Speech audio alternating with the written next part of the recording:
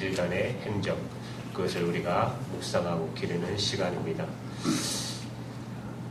몇 안 되는 교인인데 고난 얘기하면 그나마 디프레스 될까봐 걱정되지만 그래도 하나님의 거룩하신 말씀입니다. 고난 가운데 하나님의 영광이 임하는 것입니다. 마음문 여시고 오늘도 하나님의 은혜 가운데 들어가시기를 간절히 부탁합니다. 우리가 그리스도임에도 여러분 불구하고 여러분의 삶 속에서 아무런 핍박이 없다면 우리는 한 번쯤 우리 자신을 한번 돌아볼 필요가 있다라고 생각합니다. 나는 적당히 타협하면서 살아가고 있기 때문에 핍박은 없는 것이 아닌가 하는 말입니다. 우리가 세상과 더불어 적당한 선에서 타협해 버리면, 그렇게 타협해 버릴 때 세상은 우리를 절대로 핍박하지 않습니다. 그러므로 육신적인 그리스도인의 삶 속에서는 핍박은 없습니다. 그러나 우리가 분명한 신앙 고백, 주는 그리스도시요 살아계신 하나님의 아들이라 고백하고 나면, 그러면 우리에게 세상은, 불신앙 사람들은 우리에게 하사를 쏘기 시작합니다. 그런데 오늘 주신 말씀에서는 지금까지 말한 일반적인 시험이 아니라 앞으로 다가올 불시험, 엄청난 핍박과 고난에 대한 말씀을 주시면서 그것을 대비하라고 말씀하고 계십니다. 12절의 말씀을 보시면 사랑하는 자들아 너희를 시련하라고 하고 오는 불시험을 이상한 일 당하는 것 같이 이상히 여기지 말라라고 말씀하고 있습니다. 사랑하는 여러분, 이 불시험, 이 고난을 우리는 어떻게 대비해야 할까요? 이 미국에서 사시니까 별로 이렇게 와 닿지 않는 것 같아요. 특히 이 시애틀 살기 좋은데. 그러나 여러분, 저 아랍이나 아시아도 동남아 속에서는 예수 믿는 걸로 통해서 얼마나 사람들이 고통받고 있는지 아십니까? 가족들에게 쫓겨나고 죽임을 당하고 가족이 뿔뿔이 흩어지고 몇십 년 전만 해도 우리 민족도 동일하지 않았습니까? 예수 믿는 것 때문에 얼마나 가족들에게 핍박을 받고 얼마나 주위의 세상으로부터 핍박을 받았습니까? 왜 서양 귀신 믿어서 이 집안을 풍파를 일으키느냐고 했던 우리의 선진들 여러분 기억하십니까? 앞으로 또 다가올 시험도 있습니다. 마지막 때에 사단은 우는 사자와 같이 찾아다닌다고 했습니다. 3kil자를. 앞으로 엄청난 시험이 다가올 것입니다. 여러분, 이 베드로는 그 당시 그 교인들에게 이렇게 말하고 있어요. 불시험이 다가오고 있습니다. 조만간 이 시험이 우리의 삶 문턱에 들어 닥치게 될 것입니다. 그때 이상한 일 당하는 것 같이 이상히 여기지 마십시오. 그래서 저는 여러분에게 미리 이 사실을 경고하는 것입니다. 여러분, 베드로 전서가 기록한 그때야말로 핍박이 몰려오고 있는 아주 중대한 시험의 시기였습니다. 베드로 전서가 쓰여진 지 몇 년이 지나지 않아서 주 64년경에 로마의 정권을 네로 황제가 잡게 됩니다. 그 네로 황제가 그리스도인들을 핍박하는데 얼마나 핍박을 하는지 로마의 시를 네로 황제가 불을 지릅니다. 로마의 시를 불바다로 만들어요.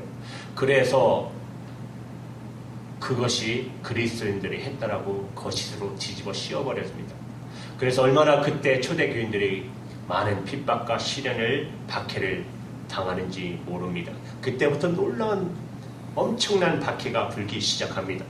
이 무서운 불시험이 다가오기 직전 무슨 일이 터질 것 같은 긴장한 밤에 그리스도인들을 준비시키기 위해서 성령님께서 베드로 사도를 감동시킵니다. 그래서 베드로 전서를 통해서 이 고난을 대비하라고 말씀을 허락해 주신 것입니다. 그리고 여러분, 주호 70년경에 여러분도 너무나도 잘 아시는 예루살렘의 멸망의 사건이 생깁니다. 로마의 장군 디도 장군으로 인해서 예루살렘의 성벽을 로마 병정들이 다 에워쌉니다. 그리고 예루살렘의 돌 하나도 남지 않고 다 무너뜨리고 멸망되는 사건이 일어납니다. 예수님이 벌써 이 말씀을 예언하셨죠. 예언하셨잖아요. 돌 하나도 돌 위에 남지 않을 거라고, 무너져 버릴 거라고 말씀하셨잖아요. 이와 같은 중대한 역사적인 사건을 앞에 두고 성령님께서는 사도 베드로를 감동시킵니다. 그 베드로를 통해서 고난을 대비하라고 오늘 말씀을 주신 것입니다. 그래서 베드로 전서가 기록된 것입니다. 베드로를 그 당시 성도들을 하나님의 거룩하신 은혜 가운데 이런 고난이 있을 것이니까 대비하라고 감동하여서 말씀을 주신 말씀이 오늘의 말씀입니다. 여러분, 시련이 찾아오고 불시험이 있습니다. 이 시험이 곧 찾아온다는 것입니다. 여러분, 베드로전서 1장 7절에도 불시험을 암시하는 말씀이 기록되어 있습니다. 우리 같이 읽을까요? 시작. 너의 믿음의 시련이 불로 연단하여도 없어질 금보다 더 귀하여 예수 그리스도에 나타나실 때에 존귀를 얻게 하려 함이니라. 아멘. 여기서 말하는 불은 여러분 어떤 도구로 쓰여지죠? 연단하는 도구로 사용되지 않습니까? 금이 어디서 연단되죠? 용광로, 어마어마한 몇 천도 되는 그 용광로 속에서 그 금이 연단되지 않습니까? 불순물이 다 제해지고 순금이 재련되어서 나오지 않습니까? 모든 금이 아닌 부분이 다 없어지지 않습니까? 찌꺼기는 다 녹아서 사라집니다. 순금이 되어서 재련된 모습으로 나올 수 있는 것입니다. 사랑하는 여러분, 그렇습니다. 시련의 시간, 불시험의 어두운 시간, 순금과 찌꺼기와 가짜와 진짜를 구별하는 핍박이 올 때, 박해가 올 때, 고난이 타고 닥쳐올 때, 이 고난 앞에서 비로소 진정한 그리스도의 삶이 모습이 드러나게 된다는 것입니다. 그리고 이 고난은 그리스도를 인들을 순화시킵니다. 고난이 우리의 삶을 하나님 앞에 점검하게 하기 때문에 그래요. 그렇게 생각할 때 여러분, 이 고난은 사실 어떤 의미에서는 여러분이 당한 고난이 있다면 이것이 바로 은총이 될 수 있다는 사실을 기억하시기 바랍니다. 여러분, 욥기 23장 10절 말씀을 여러분 기억하십니까? 너무나도 유명한 고백 아닙니까? 욥이 고난 속에서 이렇게 고백합니다. 우리 같이 읽습니다. 나의 가는 길을 오직 그가 아시나니 그가 나를 단련하신 후에는 내가 정금같이 나오리라. 아멘. 여러분, 하나님은 우리의 가는 길을 다 아시고 계신 분이십니다. 그리고 고난의 용광로 속에서 우리의 삶과 믿음과 인격이 재련되어 나오게 하시는 분이십니다. 그래서 하나님이 우리 그리스도인에게 이 고난을 허락하신다는 사실을 믿으시기 바랍니다. 예수님도 이 사실을 우리에게 경고해 주셨어요. 여러분, 요한복음 15장 17절에서 19절의 말씀을 보시면 내가 이것을 너에게 명함은 너희로 서로 사랑하게 하려 함이로다. 세상이 너희를 미워하면 너희보다 먼저 나를 미워한 줄로 알라. 너희가 세상에 속하였으면 세상이 자기 것을 사랑할 터이나 너희는 세상에 속한 자가 아니요 도리어 세상에서 나의 택함을 입은 자인고로 세상이 너희를 미워하느니라. 여러분, 다시 말씀드리면 우리가 세상에 속한 사람이라면 우리가 세상의 것이기 때문에 세상이 우리를 사랑한다는 것입니다. 핍박이 없다는 것입니다. 그런데 예수님이 우리가 세상 속에서 우리를 택하셨어요. 우리가 예수님의 택한 입은 자이기 때문에 이 세상이 우리를 미워한다는 것이에요. 또 요한복음 15장 20절 25절의 말씀을 보시면 내가 너희더러 종이 주인보다 더 크지 못한다는 말을 기억하라. 사람들이 나를 핍박하였은즉 너희도 핍박할 터이요 내 말을 지켰은즉 너희 말도 지킬 터이라. 그러나 이는 제 율법에 기록한 바 저희가 영구 없이 나를 미워하였다 한 말을 응하게 하려 함이니라. 주님께서 우리에게 다가오고 있는 고난을 예고하시면서 이 고난의 준비를 당부하셨어요. 사랑하는 자들아, 고난을 준비하라. 우리가 이처럼 예수 그리스도 안에서 하나님의 기뻐하심을 입은 주님의 사랑받는 백성임에도 불구하고 주님은 우리에게 여전히 시험이 올 것을 경고하셨습니다. 때로는 그 시험은 격렬한 불시험일 수도 있습니다. 그러나 이 불시험 속에서도 하나님의 놀라운 경륜이 있다는 사실을 여러분 결코 잊어서는 안 됩니다. 지금까지 모든 그리스도인들이 이 고난을 걸어왔습니다.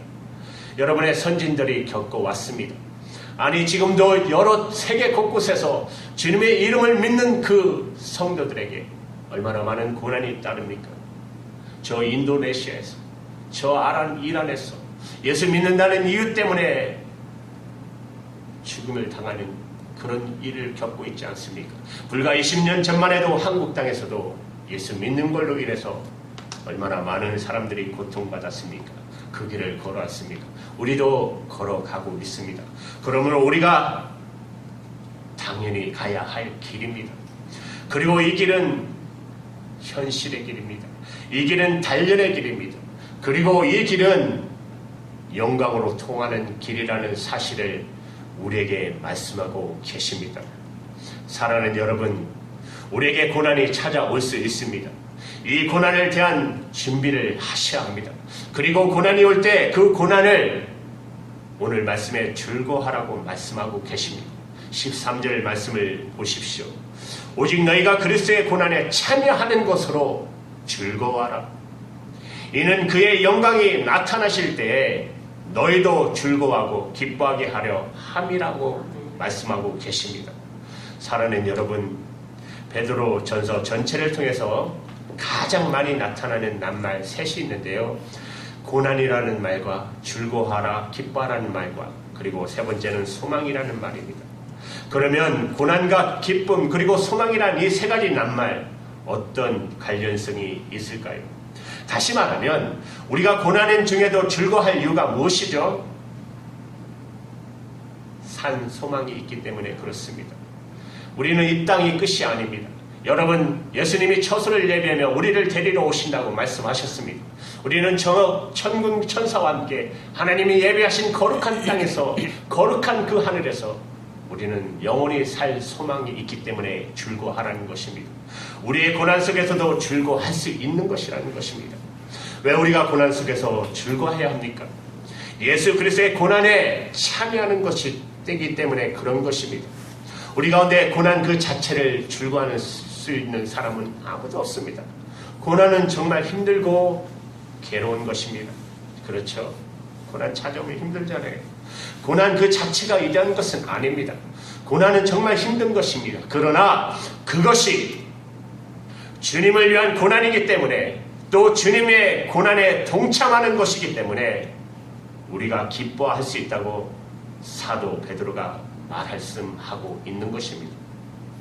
여러분, 그리스도의 고난에 참여하는 것을 기뻐하시기 바랍니다. 주님의 고난이 어떤 것입니까? 주님 스스로 어떤 잘못이 있어서 그 대가로 받은 고난이 있습니까? 자기 잘못 때문에 어려움을 당한다면 그것은 고난이 아니죠. 그건 당연한 열매죠. 당연히 받아야 되죠. 우리 주님의 고난을 받을 이유는 아무도 없이 고난을 받으셨습니다. 그것은 온전히 우리를 위한 고난이셨습니다. 여러분, 베드로전서 2장 24절의 말씀을 보시면 이렇게 말씀하십니다.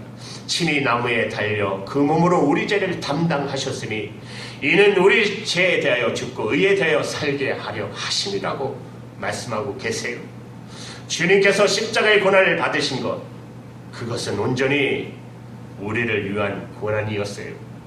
여러분, 어떤 고난을 받을 때 그리스도의 고난에 참여하고 있다고 한번 생각해 보세요. 우리가 잘못한 것이 없는데도 억울하게 고난을 당할 때 이것은 단순한 고난이 아니라 그리스도의 고난에 동참하는 것이라고 생각 한번 해보세요. 우리가 주님의 심정을 알게 될 것입니다. 우리가 고난받을 때, 억울한 일을 당할 때 우리는 주님의 심정을 알게 되는 것입니다. 그리고 그 주님과 깊은 영적인 교제가 시작되는 것입니다. 주님은 고난을 받는 사람들에게 가까이 계십니다. 또 왜 우리가 고난 속에서 즐거워야 하죠? 영광의 날에 받을 상이 크기 때문에 그렇습니다. 고난과 영광은 분리할 수 없습니다. No cross, no crown이라는 말이 있잖아요. 고난 없이 영광은 없어요. 그런데 우리는 영광은 바라면서 주님 때문에 받는 고난은 피하려고 합니다. 오늘 주신 말씀 다시 13절의 말씀을 보세요. 우리 같이 읽을까요? 오직 너희가 그리스도의 고난에 참여하는 것을 즐거워하라. 이는 그의 영광을 나타나실 때에 즐거워하고 기뻐하게 하려 함이니라. 여러분, 이 말씀은 지금 고난을 받고 있는 사람들에게 장차 주님의 영광이 나타날 그때에 그 영광 속에 같이 참여할 거라고 약속하고 있는 말씀이세요. 하나님은 우리에게 고난 대신에 영광을 주시는 하나님이 아니라 고난을 통해서 영광을 주시는 하나님이십니다. 고난을 통과해야 영광이 옵니다. 또 왜 우리가 고난 속에서 즐거워해야 합니까? 성령님의 임재를 체험하기 때문에 그렇습니다. 성령님이 누굴 제일 가까이 하십니까? 주님과 함께 고난받는 사람들입니다. 그리고 그들의 그들에게 영광스럽게 임재하시는 것입니다.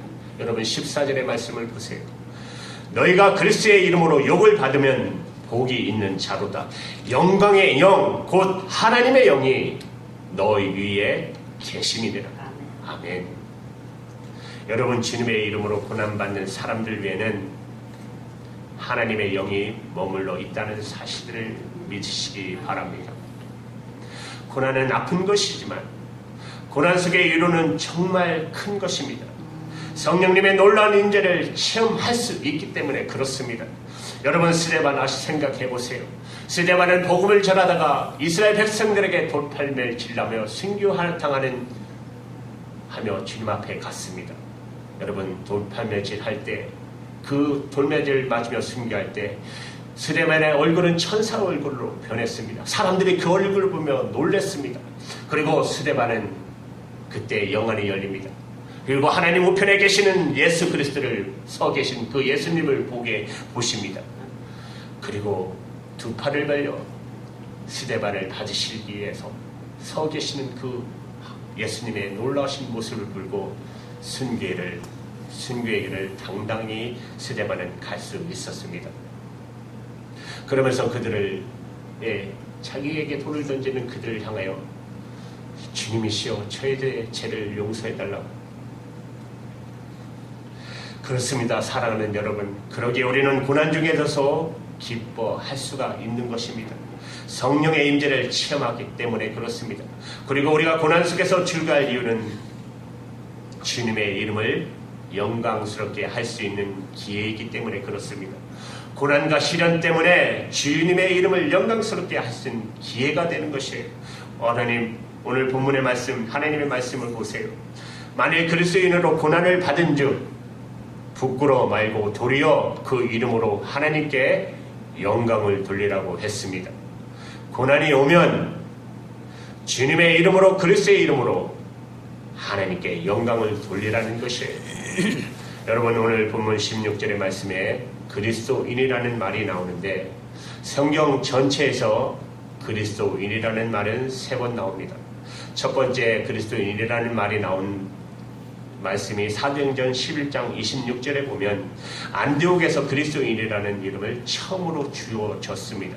스스로 그리스도인들 스스로가 그리스도인이라고 부르지 않았어요. 믿지 않는 사람들이 그렇게 불러주었어요. 불신자들이 믿는 사람들에게 그리스도인이라는 이름을 붙인 이유가 있습니다. 그리스도인들이 모이기만 하면 주님의 이야기를 합니다.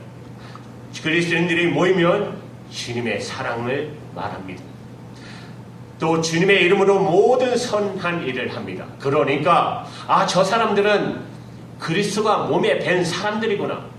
그래서 그들을 그리스도인이라고 만들어 불신자들이 붙여준 이름입니다. 사랑하는 여러분, 이 말은 당시 그리스도인의 삶이 어떠한가를 보여줍니다. 얼마나 그리스도의 이름을 드러냈는 것을 보여주고 있는 것입니다. 그리고 여러분 사도행전 26장 28절에 보면 바울이 전도하는 장면에서 내가 적은 말로 나를 권하여 그리스도인이 되게 하려는도다 라는 말씀이 나옵니다. 바울이 선교할 때 그리스도인이라는 이름이 다시 나타나는 것을 볼 수 있습니다. 그리고 오늘 주신 베드로전서 오늘 본문 16절에 그리스도인이라는 이름이 나왔습니다. 여러분, 우리의 삶이 그리스도임을 드러내고 있습니까? 우리가 복음을 증거를 통해서 그리스도임을 나타내고 있습니까? 여러분, 우리에게 그리스도임을 나타낼 수 있는 놀라운 기회가 있습니다. 우리가 고난받을 때, 고난받는 주님의 자리에 설 때, 바로 그때인 것입니다.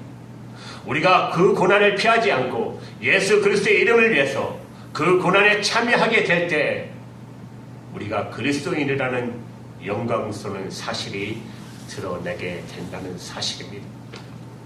본문 15절에서 18절까지 말씀은 고난을 올 때를 우리 자신의 삶을 성찰할 수 있는 기회를 삼으라고 권면합니다. 우리에게 고난이 오는 이유가 무엇이죠? 15절의 말씀에는 너희 중에 누구든지 살인이나 도적질이나 악행이나 남의 일을 간섭하는 자로 고난을 받지 말라는 말이 나옵니다. 여기서 다른 말은 쉽게 이해가 되는데 남의 일을 간섭함으로 고난을 받지 말라는 말은 이 말은 그런 뜻이에요. 이런 권면이에요. 그리스도인은 자기 할 일만 하라는 권면입니다. 자기 일도 잘 감당하지 못하면서 남의 일을 간섭하다가 어려움을 당하는 이들을 우리는 종종 주변에서 보게 됩니다. 그러니까 그렇게 하지 말라는 권면입니다. 그런 이유로 고난 받지 말라고 권면하고 있어요. 계속해서 16절을 보세요. 만일 그리스도인으로 고난을 받은 즉 부끄러워 말고 도리어 그 이름으로 하나님께 영광을 돌리라고 말씀하고 계세요. 우리가 받는 고난이 이유를 성찰해 보십시오. 여러분 스스로의 고난인지 아니면 주님 때문에 고난을 받고 있는지 여러분의 삶이 그것을 증거할 것입니다. 그런데 여러분, 우리가 고난을 받는 중에서도 그리스도를 부끄러워합니까? 아니면 영화롭게 합니까? 오늘 말씀에서는 부끄러워 말라고 말씀하고 계세요. 사실 이 편지를 쓰고 있는 여러분 베드로 자신 엄청난 부끄러움을 경험한 사람 아닙니까? 주님을 3년 반 따라다니시면서 마지막 때 십자가를 지시기에 3번이나 주님을 면전 앞에서 부인하지 않았습니까? 마지막 저주하면서 부인하지 않았습니까? 얼마나 실패를 많이 했고 부끄러움을 당한 베드로입니까? 그래서 그는 자신의 실패의 경험을 담아 뼈아픈 충고를 하고 있는 것이에요. 한 걸음 더 나가서 우리는 이 고난을 전도의 기회로 삼아야 한다는 것이에요. 17절의 말씀에 하나님의 집에서 심판을 시작할 때가 되었나니 만일 우리에게 먼저 하면 하나님의 복음을 순종치 아니하는 자들 그 마지막이 어떠하냐. 그 마지막 심판은 반드시 있습니다. 하나님이 반드시 심판하실 것입니다. 믿지 않는 자들은 그때 반드시 심판을 받게 됩니다. 여러분 복음을 증거하십시오. 여러분의 가족부터 하십시오. 여러분의 자녀들부터 하십시오. 여러분들의 친구부터 하십시오. 그리고 세상에 전하시기 바랍니다. 마지막 심판 때를 피해야 되지 않습니까? 여러분, 바울과 실라를 보십시오. 복음을 전하다가 감옥에 갇히게 됩니다. 찬송을 불렀더니 감옥 문이 열려요. 진동이 나서 간수가 이제 나는 죽었구나. 죄수들이 다 도망갔으니 자기는 내일 아침에 처형당하니까 미리 자기가 죽으려고 칼을 들고 자기를 하려고 합니다. 그러지 마시오 우리가 여기 있사오니. 갔더니 그대로 찬송 부르고 있네요. 왜 도망가지 않았습니까? 하니까 예수 그리스도를 증거하지 않습니까? 두려워. 그래서 어떻게 돼요? 간수장과 그 가족들이 하나님 앞에 품으로 돌아오지 않습니까? 주 예수 그리스도를 믿으라. 여러분 고난 중에서도 복음을 전합니다. 전도의 길을 삼았습니다. 또한 고난이 올 때 우리 자신을 죽게 되게 합니다. 여러분 마지막 19절의 말씀입니다. 그러므로 하나님의 뜻대로 고난을 받는 자들은 선을 행하는 가운데 그 영혼을 미쁘신 조물주 하나님께 부탁할지어다. 자기가 잘못해서가 아니라 주님의 이름 때문에 고난 받는 자들은 어떻게 해야 합니까? 첫째로 선을 행해야 합니다. 여러분 로마서 12장 21절의 말씀에 악에게 지지 말고 선으로 악을 이기라고 말씀하고 계세요. 악을 선으로 이겨야 하는 것입니다. 나에게 억울한 고난이 다가올 때 그때에도 선을 행해야 하는 것입니다. 둘째로 우리의 영혼을 하나님께 부탁하셔야 합니다. 왜 그렇죠? 세상이 불신자들이 우리를 혹시 죽일 수 있기 때문에 그래요. 사도 베드로는 이것을 예감했습니다. 그렇습니다. 우리가 육체에는 죽임을 당할 수 있어요. 그래서 베드로는 순교를 당하며 박해당하는 고난의 현장에 서 있는 당시 그리스도인들에게 편지하면서 선을 행하시며 혹시 육체가 죽임을 당한다고 할지라도 내 영혼을 미쁘신 하나님께 부탁하라고 권면하고 있는 것이에요. 원래 아까 찬송하셨죠. 우리 장로님께서 재물과 친척과 다 잃어버려도 진리신 그 주님 그분이 나의 생명이시라고 고백하지 않았습니까? 내 영혼을 미쁘신 하나님께 부탁하라는 것입니다. 여러분 예수님도 우리에게 이 모분을 보여주셨습니다. 십자가에 돌아가시면서 아버지여 내 영혼을 아버지 손에 부탁하나이다 하지 않았습니까? 스데반도 예수님처럼 주여 내 영혼을 받아주시옵소서라고 주님께 부탁했습니다. 여러분 우리도 죽을 때 마지막 때 하나님 내 영혼을 주님께 부탁합니다라고 할 수 있기를 바랍니다. 아멘. 여러분 이거 쉬운 거 아닙니다. 여기서부터 지금부터 예수 제대로 믿어야 마지막 때 이 고백할 수 있어요. 믿는 척하면 절대로 하지 못해요. 이 고백 내 영혼을 하나님 앞에 부탁합니다. 이 고백할 수 있는 건 지금부터입니다. 지금부터 예수 정말 제대로 믿어야 됩니다. 여러분 마음껏 아버지께 부탁하시기 바랍니다. 주님은 우리의 간구를 들어주시기 때문에 그렇습니다. 이것은 바로 우리의 마지막 헌신입니다. 우리 자신을 주님께 드리시기 바랍니다. 고난 속에서도 더욱 철저하게 주님 앞에 드리십시오. 이 최후의 헌신은 최후의 고난을 최후의 승리로 바꿔 놓을 것입니다. 오늘 하나님께서 우리 한 사람 한 사람에게 고난이 닥쳐올 때 이길 수 있는 힘과 비전을 주실 것입니다. 여러분 이제 사순절이 시작됐습니다.